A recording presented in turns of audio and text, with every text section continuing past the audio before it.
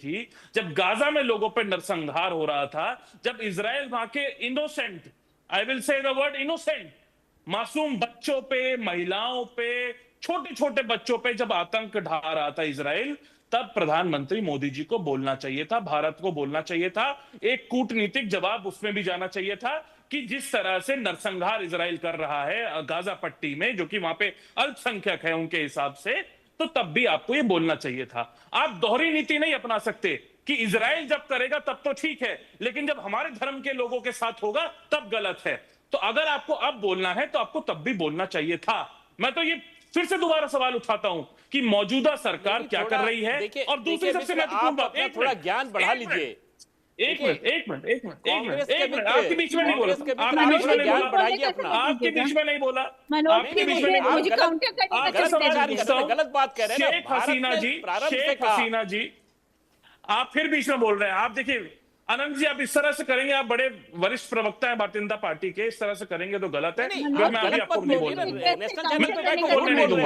मैं भी आपको बोलने नहीं दूंगा, मैं भी आपको बोलने नहीं दूंगा। प्रधानमंत्री बैठा हुआ राहुल गांधी विदेश में भाषण दे रहा है और आप इंडिया में नैरेटिव सेट कर रहे हैं। अरे भैया, ट्रंप की गोदी में तो नहीं बैठे हुए ना, कम से कम आपका युवराज राहुल गांधी सोरस की गोद में बैठकर हिंदुस्तान के लोगों के खिलाफ प्रचार कर रहा है। छोटी सी बात मैं आपसे पूछना चाहता हूँ अनंत जी, एक मिनट अनंत जी, मैं आपसे छोटी सी बात पूछना चाहता हूँ। अरे राहुल गांधी चाहे अमेरिका में घूम रहे हो, कहीं घूम रहे हो, बांग्लादेश से जो संकेत निकल कर आ रहे हैं, उन संकेतों पे करारा जवाब बांग्लादेश को कौन देगा? राहुल गांधी देंगे या फिर केंद्र की सरकार देगी? पहले तो मुझे ये बता दीजिए कौन देगी और क्या जवाब देगी? बिल्कुल केंद्र की सरकार देगी। मनोज, कब देगी? बड़े अच्छे सवाल आपने पूछे, मैं इसी सवाल। अरे भारतीय जनता पार्टी के तमाम अनुशासित संगठन, भारतीय जनता पार्टी के तमाम नेता देश में प्रदर्शन कर रहे हैं, हाई कमीशन पर प्रदर्शन हो रहा है।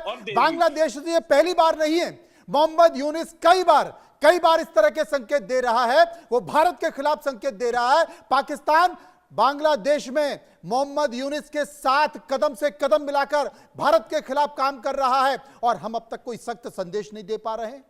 अरे एक तमाचा खींच के मारा जाए और औकात दिखाई जाए मोहम्मद यूनिस की और बताया जाए कि तुम्हारी औकात क्या है। मनोज जी, एक सवाल और ले लीजिए इनसे।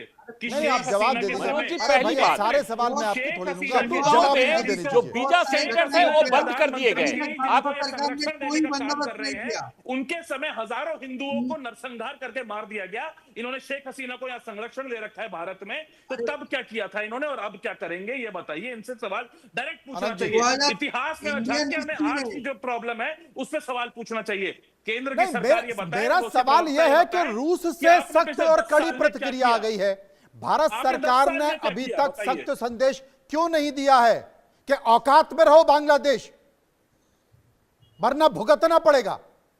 मनोज भाई, सिर्फ बांग्लादेश से जवाब भी सुन लीजिए। पाकिस्तान के भारत सरकार नीति के तहत अंदर जो काम कर रही है, भारत सरकार ने चटुगांव के वीजा सेंटर को बंद कर दिया है। आपकी जानकारी के लिए बता दूं, कर रहे हैं आप, जहां एक पे हिंदू हजारों को बच्चे जिंदा भारत सरेआम लटका दिया गया, उसमें आग लगा दी गई और आप कह रहे हैं कि अंदर काम हो रहा है, अंदर काम हो रहा है। भारत ने बिजली देना बंद कर दिया। गोड्डा से जो झारखंड के गोड्डा से जो बांग्लादेश में बिजली जा रही थी उसको भी बंद कर दिया गया है। भारत सरकार ने ऐसे कई कड़े कदम उठाए हैं। और कांग्रेस का मित्र आपने कहा कि ये बॉर्डर फेंसिंग की बात करी, बीएसएफ की बात करी, ये पश्चिम बंगाल में 1150 किलोमीटर की बॉर्डर है। 1150 किलोमीटर में हमारी सरकार ने 11 वर्षों में काम किया, लेकिन वहां की राज्य सरकार आज भी 553 किलोमीटर बॉर्डर की फेंसिंग नहीं होने दे रही है। इसलिए उन्हें रोहिंग्यों का वोट लेना है, उन शरणार्थियों का वोट लेना है, उन लोगों का वोट लेना है, वोट की राजनीति के लिए। क्या वहां पर आपकी एजेंसियां पकौड़े चल रही थी?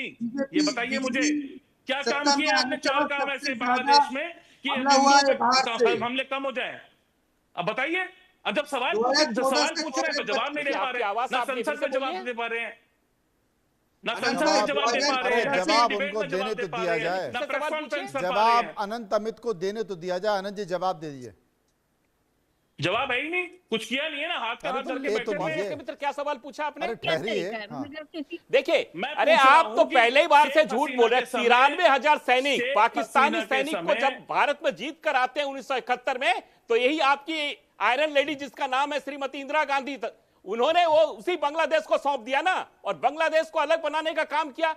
बांग्लादेश तो 1971 से ही भारत के खिलाफ साजिश रचना प्रारंभ कर दिया था पाकिस्तान के साथ रहके, लेकिन उस समय की तत्कालीन सरकार ने 2014 से 2025 की तक राजनीति मोदी ने करनी क्या थी, किया वो उसी के बताइए। तहत भारत के मुसलमानों का वोट लेना था, भारत के मुसलमानों को खुश करना था, इसी वजह से उन्होंने बांग्लादेश का इस तरीके से किया। और आज भी बांग्लादेश, हमारी रोटी के टुकड़ों पे पलने वाला बांग्लादेश हमें आग दिखा रहा, उसकी हैसियत नहीं है, उसकी औकात नहीं है। सिर्फ पश्चिम बंगाल ही अगर छोड़ दे उनको तो बांग्लादेश को उसकी औकात बता देगा। नहीं, देखिए आनंद जी, क्या है, इस्कॉन टेम्पल में हमला होता है, मुद्दे पे वहां बात के करिए, पुजारियों पर हमला होता है, आए दिन वहां पर जितनी भी हिंदू लड़कियां हैं, बांग्लादेशी हिंदू लड़कियां हैं, उनके साथ रेप किया जा रहा है, बलात्कार किया जा रहा है, हिंदू वहां पर उनको अत्याचार किया जा रहा है। ये घटना अभी की नहीं है, जब से मोहम्मद यूनिस आया है तब से मोहम्मद यूनिस लगातार इस तरह के संकेत दे रहा है। और अरजीत साहब, आप भी 2014 से लेकर 2024 तक देश के प्रधानमंत्री नरेंद्र मोदी से हिसाब किताब मांग रहे हैं। ऐसा तो है नहीं ना वो आलती पालती मारकर बैठे हुए और कोई काम ही नहीं कर रहे हैं। बहुत लंबी फहरिस्त है उनकी भी। यहाँ पर सवाल यहाँ पर हम ये कर रहे हैं कि जब भारत ये कहता है कि ये आज का भारत है, जब भारत ये कहता है कि ये आज का भारत है और आज का भारत आंखों में आंखें डाल के बात करता है, तो बांग्लादेश की आंखों में आंखें डालकर बात क्यों नहीं हो रही है? सवाल केवल 2014 से पहले इंडिया को डरता था बांग्लादेश, आज बांग्लादेश आंख पे आंख डाल के बात करता है। इसके लिए हमारा प्रधानमंत्री और गृह मंत्री दायी है। चेतना यतीमा मेरे साथ मौजूद है। यतीमा, मैं एक सामान्य सी बात ये कहना चाहता हूं, क्या बांग्लादेश को सख्त संकेत की जरूरत है? हम ये मानते हैं, हम ये जानते हैं, हर देश की अपनी एक डिप्लोमेसी होती है। ऐसा नहीं होता कि कहीं से कोई घटना हो गई और आप उसके ऊपर तोप और मिसाइल लेकर चढ़ जाएं। अब हर देश की अपनी एक डिप्लोमेसी होती है, लेकिन पाकिस्तान लगातार बांग्लादेश के साथ मिलकर भारत विरोधी एजेंडे पर काम कर रहा है। हो सकता है कि जो हादी है उसकी हत्या कर दी गई, यह खबर पूरे बांग्लादेश में प्रचारित कर दी गई कि भाई हत्या करने वाला भारत भाग गया, भारत में जाकर छुप गया। हो सकता है कि भारत से बांग्लादेश को लड़ाने की भी कोशिश हो रही है, लेकिन सबसे बड़ी बात है ना कि सबसे बड़ी बात तो यही है कि भारत के खिलाफ संकेत तो निकल कर आ रहे हैं ना। भारत ने अब तक क्या कोई सख्त संदेश दिया और क्या देना चाहिए, क्या देना चाहिए, मैं आपसे पूछना चाहता हूं। मनोज जी, मैं आपकी बात से 100% सहमत हूं। देखिए, आज भारत सरकार की ये जिम्मेदारी बनती है कि वो एक ऐसा सख्त संदेश दे जिससे बांग्लादेश को उसकी हैसियत का अनुमान हो। अगर सख्त संदेश भारत की तरफ से नहीं जाता है तो ये हमारी कमजोरी प्रतीत होगी। मैं आपकी इस बात से भी पूर्णतः सहमत हूं कि जिस दिन से यूनुस ने गद्दी संभाली है, देखिए ये जो आंदोलन बांग्लादेश में शेख हसीना के खिलाफ खड़ा किया गया, ये असल में शेख हसीना के खिलाफ नहीं था, ये आंदोलन भारत के खिलाफ था, क्योंकि शेख हसीना भारत के साथ मिलकर काम कर रही थी और भारत के वहां अल्पसंख्यकों के राइटों को थोड़ा बहुत संरक्षित कर रही थी। थोड़ा बहुत, मैं पूर्णतः नहीं कह रही हूँ, थोड़ा बहुत संरक्षित कर रही थी। तो ये जो सब चल रहा था, वहां एक छात्र आंदोलन होता है और वो छात्र आंदोलन जिहादी आंदोलन में कन्वर्ट हो जाता है। भारत की सरकार को तो उसी दिन सचेत हो जाना चाहिए था। तो लेकिन भारत के अंदर बैठे हुए जो लोग आज ये बात कर रहे हैं कि इजराइल के समय आप मौन थे, इजराइल जब ये कर रहा था तो आप मौन थे। भाई, वह हमास क्या कर रहा था? पहले हमास ने इजरायली महिलाओं को बकायदा नग्न अवस्था में गाड़ियों से बांधकर उनका सामूहिक बलात्कार करके, मुझे लगता है कि ये इजराइल और हमास से ज्यादा सबसे महत्वपूर्ण बात है कि भारत बांग्लादेश पर रहा जाए। ईशान त्यागी साहब, मैं एक सवाल आपसे भी पूछना चाहता हूँ। मनोज जी, भारत के अंदर के लोग जब इस तरीके की बातें करते हैं तो सरकार को काम करने में दिक्कत आती है। गद्दार घर के अंदर बैठे हुए, मैं एक सवाल अगर ढूंढेंगे तो काम नहीं चलेगा। नहीं, एक सवाल मैं आपसे भी पूछना चाहता हूं। जी। कांग्रेस के बड़े नेता दिग्विजय सिंह का एक बयान आता है, ईशान त्यागी साहब, वो कहते हैं कि भारत में अल्पसंख्यकों के साथ जो व्यवहार हो रहा है बांग्लादेश में उसका रिएक्शन है। क्या ये बयान देना चाहिए? क्या इस बयान से आप इत्तेफाक रखते हैं? पहले तो मनोज जी, चेतनानंद सरस्वती जी ने अभी जितने लोगों को अमूमन विपक्ष को, हम लोगों को बोला कि देश के गद्दार देश के अंदर ही बैठे हुए। मुझे इस बात पे बहुत बड़ी आपत्ति है। आपने नाम नहीं लिया, आपने नाम नहीं लिया, आपने अब आप नाम ले, धर्म गुरु है, आप को देश के गद्दारों में सुनते हैं नहीं, आपने मेरी बात को लेते हुए उसके बाद की बात जोड़ दी ना आपने। अब देखिए, आप मनोज जी, इस तरह से मैं डिबेट नहीं करता हूँ। अगर आपने ऐसे बुलाया तो मेरे को मत बुलाया करिए प्लीज आगे से। क्यों इरिटेट हो गए? क्यों इरिटेट नहीं इरिटेट, आप बीच में मत बोलिए ना, कम से कम आपके बीच में मैं भी बार नहीं बोला था।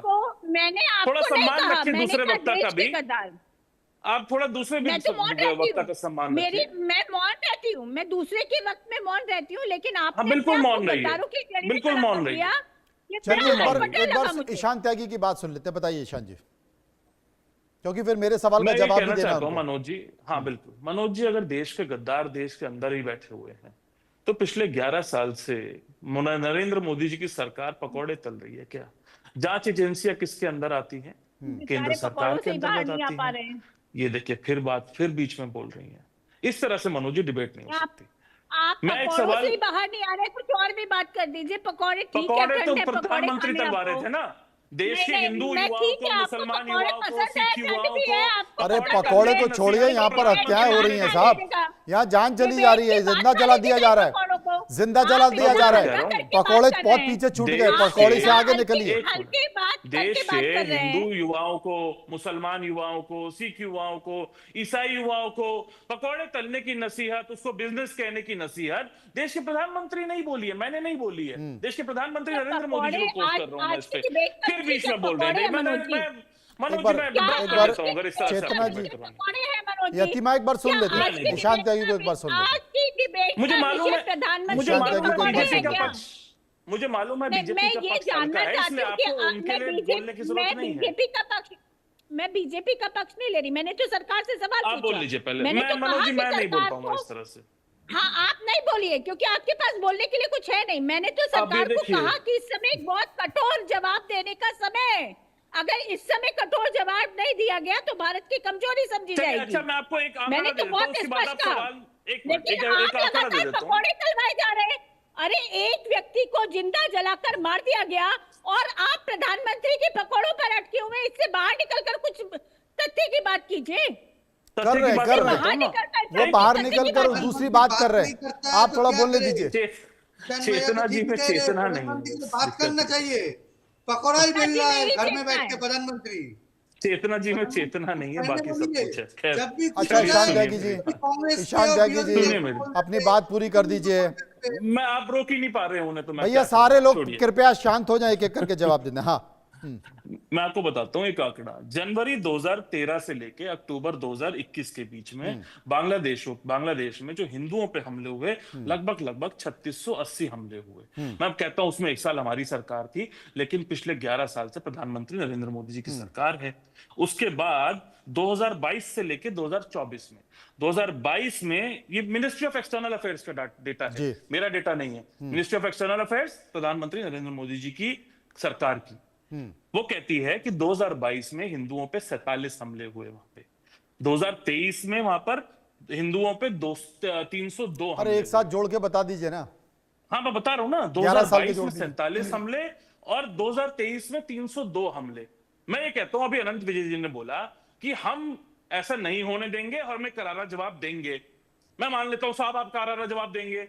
आपने 2022 में जब 47 हमले हुए और 2023 में जब 302 हमले हुए तो क्या करारा जवाब दिया? मेरे को 5 पॉइंटर गिनवा दीजिए इस डिबेट। जरा बता दीजिए क्या करारा जवाब दिया। इनसे भी सवाल पूछ लीजिए अनंत विजय कि इन्होंने क्या किया पिछले 2022 में 2023 में जब मैंने जवाब ले लेते हैं। इनसे भी सवाल पूछ लीजिए। जवाब की बैटिंग जवाब ले लेते हैं, जवाब ले लेते हैं, जवाब लेते हैं। कांग्रेस की परेशानी क्या है कि कांग्रेस 65 वर्षों का तो हिसाब किताब नहीं दे पा रही है, लेकिन 11 साढ़े 11 वर्षों का हिसाब किताब जरूर चाहिए। मैं इनका जवाब देता हूं। दे दीजिए ना 65 वर्षों नहीं, अरे सुन लीजिए त्यागी जी, बात सुन लीजिए, आपने बहुत ज्ञान दिया। देखिए जब चेतना दीदी ने कहा तो आपने अपने ऊपर ले लिया गद्दारी वाली बात। उन्होंने तो आपका नाम लेके बोला नहीं था, यानी कि आपको लगता है कि देश के गद्दार हैं आप। पहली बात आपने नहीं त्यागी जी, अब बात सुन लीजिए, बात सुन लीजिए। अगर अगर आपको ऐसा लगता है अरे कि हम देश त्यागी के जी गद्दार क्यों हैं, नाराज हो तो रहे हैं? बात आपकी सुन जांच लीजिए। एजेंसी चेतना है, दीदी ने उन पे भी गद्दारों लगा की दीजिए बात की थी ना, UAPA। आपकी बात नहीं की अगर थी। आपको लगता है हम पे भी यूएपी लगा दीजिए, आप ही का यही तरीका है ना कि आप विपक्ष को बोलने नहीं देना चाहते हैं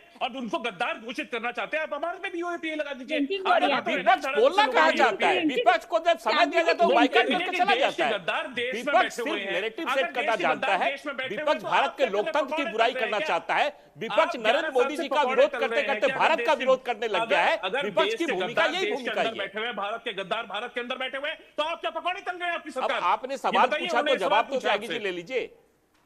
आप बताइए ना क्या कर रहे हैं आपने? मैंने बता आपसे रहे हैं। सवाल पूछा कि बता आपने रहे हैं, बता पांच रहे ऐसे हैं। क्या काम वो किए बता रहे हैं, बांग्लादेश एक बार के सुन साथ लेते हैं, वो पिछले बता रहे हैं। हाँ आप तो- बताइए, पांच ऐसे काम आनंद जी बताइए, बता मैं दीजिए। गिन रहा हूं। आप तो पहला माननीय सवाल राहुल सुनो, गांधी जी पहला- की तरह पहला- चुप्पी नहीं पहला हो रहे। स्टेप बताइए, पहला क्या किया आपने? क्या काम किया आपने बताइए। मैं सुनता राहुल हूं। गांधी जी को जब बोलना होता है तो बोलते वॉकआउट नहीं है, करने में विश्वास मुद्दे करते उठाते हैं। नहीं है। प्रियंका गांधी जी ने मुद्दा उठाया संसद में। आप देखिए, चर्चा भारत नहीं कर सरकार पाए। ने मनोज आप भाई बात है। लगातार बांग्लादेश के ऊपर पूरी नजर है भारत सरकार की। भारत नजर है सरकार बस। बांग्लादेश का बस नजर है। अल्पसंख्यक काम भारत नहीं करेंगे, सरकार नजर उसके प्रति रखेंगे। बहुत गंभीर है। और भारत सरकार ने जो कार्रवाई करना प्रारंभ किया है, ये विगत जब से यूनुस 1.5 वर्षों से वहां पर जिस तरीके अरे से क्या सरकार कार्रवाई चला रहा है, करी तो है? हमारी नजर सर, उनके ये ऊपर पूछ भी रही है, है वहां आपसे की देश की सरकार जनता के ऊपर भी कार्रवाई क्या है। करी लगातार आपने? भारत काम कर रही है। चटुगांव का जिस तरीके से बंद किया हमने वीजा सेंटर, तो आज बांग्लादेश त्राहिमाम है। बांग्लादेश में बिजली हमने बंद करने की बात की। बिजली आज बांग्लादेश को बात पैसे की। जो जा रहे थे, इंफ्रा जो बन रहा था, बांग्लादेश वो में बिजली हमारी पैसे इनका पे दिए हुए दोस्त सड़कों पे अडानी चल भेज रहा रहा है, है। हमारी पैसे दिए हुए इंफ्रा पे उसके काम कर रहे हैं। लेकिन आज जो कूटनीति के तहत जो बहुत सारे ये होते हैं, इसके तहत काम करना पड़ता है किसी भी देश को। लेकिन भारत आज कृत संकल्प है कि वहां के अल्पसंख्यकों के प्रति जिस तरीके से हमारी सहानुभूति है, ठीक और है। निश्चित तौर पे शेख ठीक है। हसीना को हमने सुरक्षा भारत में दिया है। हमने कहा कि उनको वहां जान का खतरा है और जब तक वो चाहे भारत अब में मेरा रह एक सकती है, एक क्योंकि सवाल वहां का पर जवाब अभी चेतना जो दीदी मैंने कह रही थी, ईशान उन्होंने त्यागी अल्पसंख्यकों के लिए ईशान वहां पे त्यागी निश्चित से तौर पे पूछा जो था। काम ईशान करना जी, चाहिए था, नहीं किया, लेकिन मेरे उन्होंने सवाल काम का करना जवाब दे दीजिए। करना चाहती दिग्विजय थी सिंह वहां ने के कहा है, अल्पसंख्यकों के लिए, और दिग्विजय हमारी सिंह सरकार कांग्रेस के नेता ने बांग्लादेश कहा के है कि सारे बांग्लादेश नस्लें में जो भी एक-एक कुछ घट कार्रवाई रहा पे है, नजर है, वो और हिंदुस्तान बांग्लादेश में इस बात को जानता है अल्पसंख्यकों के कि अगर खिलाफ हम जो भारत के कार्रवाई हो रही है खिलाफ अगर उसका कोई कार्रवाई रिएक्शन करेंगे है। तो भारत उसका क्या बहुत ये बड़ा बयान जवाब देगा। आना और चाहिए? निश्चित तौर पे हम इसके जवाब देने की तैयारी भी हो रही है। आपको आने वाले समय मिलेगा कि भारत की सरकार किस तरीके से बांग्लादेश के खिलाफ जो कार्रवाई करेगी, ईशान त्यागी पूरा जी, देश नहीं, मेरे पूरा सवाल दुनिया का जवाब। देखेगा। वो टेप रिकॉर्डर चल रहा है, वो बंद हो गया। बंद हो गया। आनंद जी, आपको मैं रोड लग रहा था। एक मिनट, अभी इन्होंने मैंने राहुल गांधी एक वाला सेकंड, मैं नहीं था आपके ये। आपके सवाल का भी जवाब देके जाऊंगा। मैं भागूंगा नहीं नहीं, नहीं, पहले मेरे सवाल सवाल की का तरफ से जवाब नहीं। चाहिए। नहीं, पहले भी आनंद मैंने जी, पूछा जिस था, तरह मिला से- नहीं। नहीं, पहले मेरे सवाल का बहुत जवाब महत्वपूर्ण दिग्विजय है। सिंह ने आप कहा है कि बोलिए ना, बांग्लादेश में दिग्विजय जो भी कुछ सिंह। हो रहा अरे है दिग्विजय वो सिंह जी, अल्पसंख्यक भारत में उनके साथ जो व्यवहार बिल्कुल, किया जा रहा दिग्विजय सिंह वाले है बात उसका पे क्यों रिएक्शन जवाब है, देते हैं आप? ये होना चाहिए। बिल्कुल मैं बोल देता हूँ, या बिल्कुल मैं दिग्विजय बोल सिंह देता के हूँ। खिलाफ कांग्रेस क्यों नहीं कार्रवाई सुन करती है? लीजिए, सुन लीजिए, सुन लीजिए। जवाब। क्या देश में ये सत्यता है कि नहीं है कि देश में अल्पसंख्यकों पे अत्याचार इस देश की सरकार कर रही है? बताइए शर्म ना। नहीं आती अगर आपको? आप देश के त्यागी जी अल्पसंख्यकों को को शर्म नहीं आती? अरे बिल्कुल क्यों नहीं शर्म? त्यागी जी को शर्म इसका नहीं मतलब आती? आप दिग्विजय सिंह के बयान के साथ हैं? जी मैं नहीं बोल रहा हूं। शर्म नहीं आती? आपसे एक कार्रवाई चेतना जी बता नहीं बोल दीजिए। रहा हूं मैं। इसीलिए अरे हिंसा हो रही है।